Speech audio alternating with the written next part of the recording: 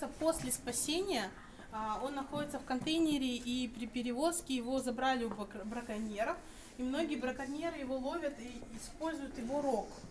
Многие используют в медицинских целях, а кто-то его использует как наркотик.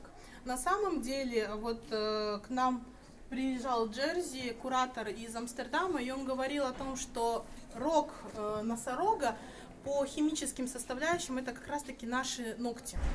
И то есть никаких веществ там нету. А почему он с завязанными глазами? Потому что когда носорога помещают в маленькое пространство, и если глаза у него будут открыты, он начнет бегать по всей по всей клетке. Ему специально закрывают глаза для того, чтобы его спокойствие сохранить и потом выпустить на свободу.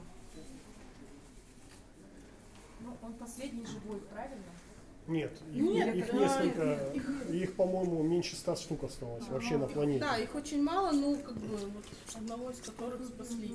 На самом деле это очень страшно, потому что